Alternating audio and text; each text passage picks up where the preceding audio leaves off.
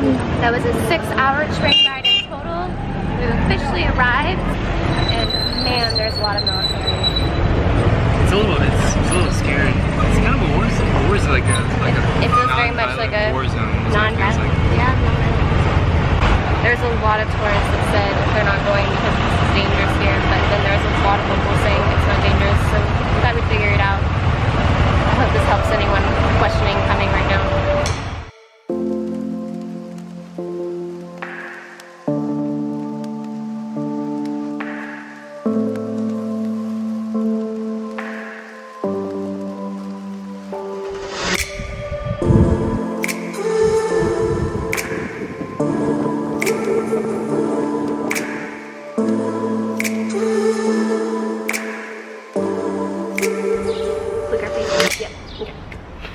Okay, so this video is about our drive, our experience up to the Kashmir and Jammu states.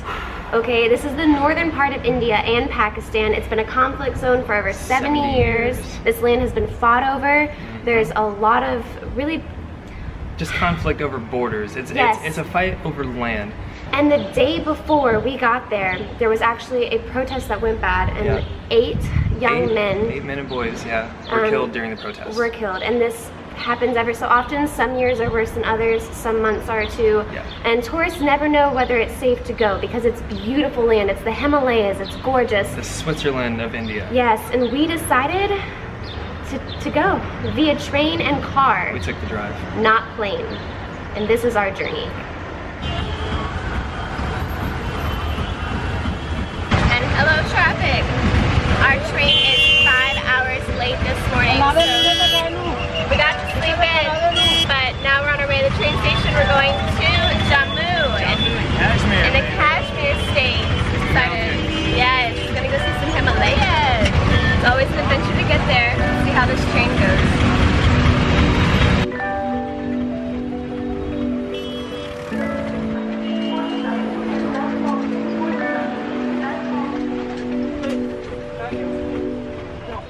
Alright, we got about another 20 minutes left getting over to Jammu.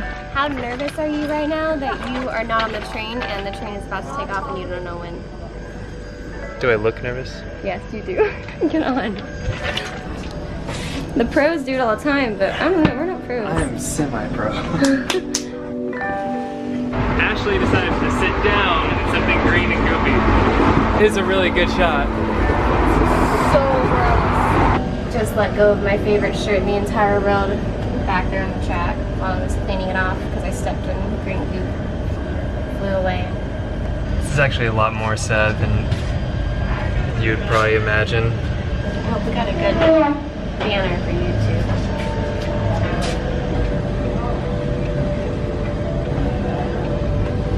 That's a legit tank. Did you see that? They don't mind me filming it. They sure don't. We're going by a military train with at least 50 tanks on it.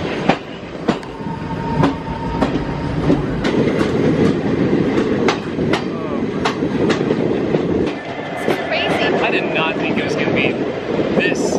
People said that it was going to be very militarized, but holy cow.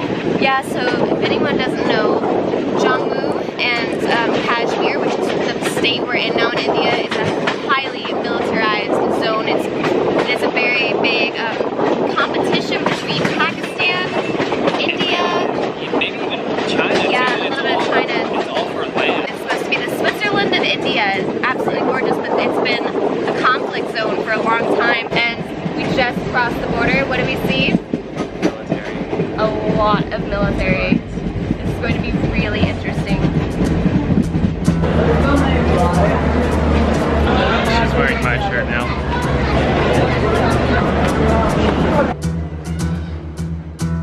Absolutely nothing but tons of military once we arrive to the train station. Yeah, which we expected because we feel like they're just trying to show, like India is putting all their military there to show anyone who arrives that they have this land. Don't mess with India. Exactly.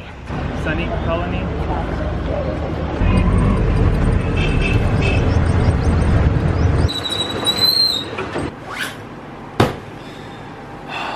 We are absolutely exhausted. We stayed in a homestay when we got to Jammu, the city of Jammu. Yeah.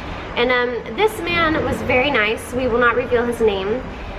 He was very kind in the beginning. We literally were tourists that knew nothing and took in a local who's lived there his entire life and took his advice that it was safe to travel up north. We know we wanted to go up to Kashmir, but we just didn't know what cities specifically. So he was trying to help us out. Our homestay guest kind of bombarded us with questions that we don't know about future plans, but so we are happy to be going to sleep. Shower time and then bedtime. We decided to go to 3 cities, Sonamarg, Gulmarg, and Srinagar. The first stop would be Gulmarg, but the road that took us there, we found out, it's actually on the path of the recent protest that happened 24 hours prior. And we didn't know what the conditions were going to be because of the shooting. He said it's totally normal. Happens all the time. Totally safe. Sometimes they shut the roads down, but they just take a little detour and go around it. He was used to it because he had lived through this his entire life. So we said, okay, he has a driver, he arranged all of our hotels, and we left. Okay, it is 4:15 in the morning. We're on our way to the north, to Kashmir.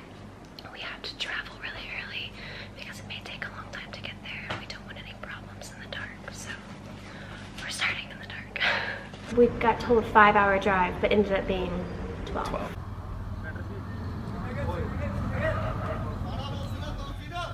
So there was a detour that our homestay guy said the driver didn't mind taking, but when we got in the car is when we realized that the driver was more concerned than we thought he was going to be. That he was transporting 2 American Westerners along with some other guys that we spent 2 hours that morning picking up. Yeah, they did not like us in the car. We stood out. We stood out like sore thumbs. We drew attention.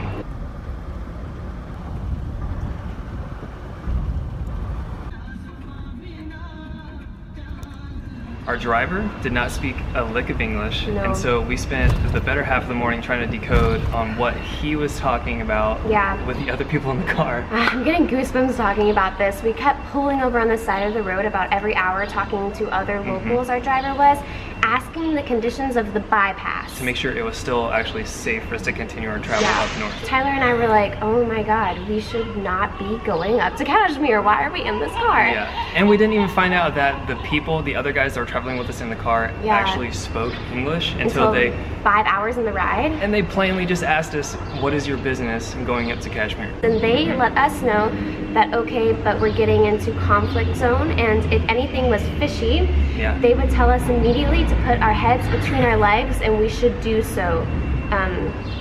And then after that, Tyler and I just kind of... We sat quietly and just kind of laid low, because there was points in time whenever we were driving down the road that we actually saw lines of military men in fields making sweeps. Yeah, we don't know, through towns. I guess they were looking for like the rebels. The protesters. We just did not prepare ourselves. We were not prepared enough for this. We didn't know the language. We didn't know who we were with. We didn't know what route we were going. All we knew is that we had a point A and a point B, and we had one guy that was supposed to get us all the way there. It wasn't the case, because about 8 hours into our ride, our driver decided to pull over and say, I don't want to take you all the way to Gulmarg. This is the stopping point for you. Yes,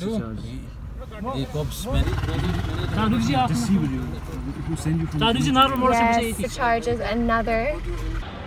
So Tyler left the car, negotiated with everyone. I sat in. I was not allowed to leave the car. The men told me, do not get out. They're saying that if we want to wait here for a few minutes, they will stop somebody and have someone bring us to Gulmarg for free.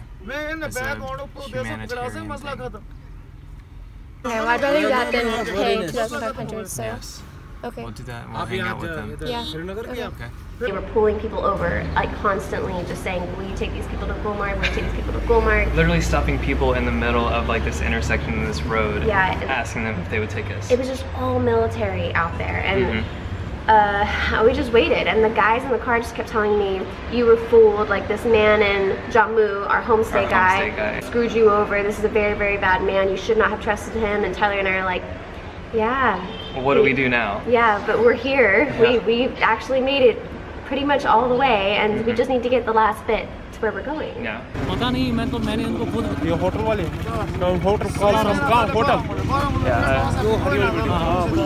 And the soldiers, they actually found a guy that would take us, but he was charging us a ridiculous amount. 1,600. 1,600. That's the lowest price. What? They were charging us more for a 30-minute ride than the entire 8-hour trip that we just did. So we thought maybe this is because that road's dangerous. This is because no one wants to go down to Gulmarg. This is because Gulmarg is not safe. Should we continue on? Do we keep going? But we can't turn around now because we just spent the last 30 minutes with our heads between our legs. Yeah.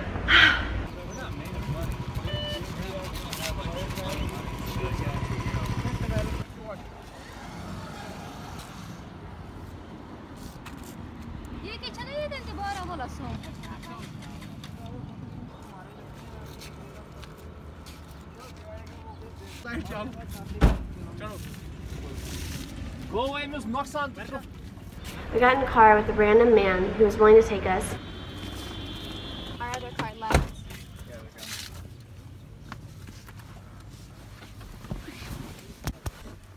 Who is this? I have no idea. In the car with some strange man? No idea.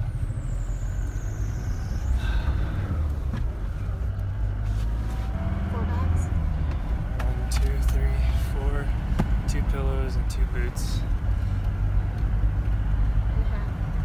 Among many things that happened on that 30-minute ride to Gulmarg, he picked up 2 of his buddies, we think. We think that they were his friends. We don't really know. They got in the car and immediately just put their phones in our faces. Facebook Live. Just hopped in. Have no idea who these people are. Just hopped in. Put us on Facebook Live, guys. Yeah. And so Tyler and I look at each other and we're like, where are we famous? Where are we? I mean, famous for being CNN idiots. Moment. We pulled over, argued with more people for the, if you're wondering, there are fees to go into Gulmarg because it's a safe zone. And they will charge you when you get there to go inside of this little mountain town. What'd you give them? You give them 100. We didn't know if that was like for us, like that the fee just happened to appear. Non-Indians, right? Or we have no idea. We didn't know. But we weren't getting in until we paid this. We argued a good amount. Ashlei, or I, was recording on my phone as much as possible, but you were being super discreet. I was being super discreet about it. This was not going down unrecorded.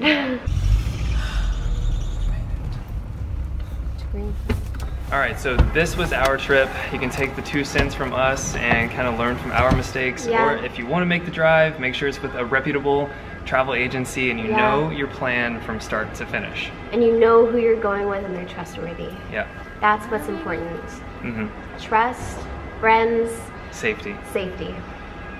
Or you could just fly into Srinagar. And you will see Srinagar, you'll see Gulmarg, and the videos to come.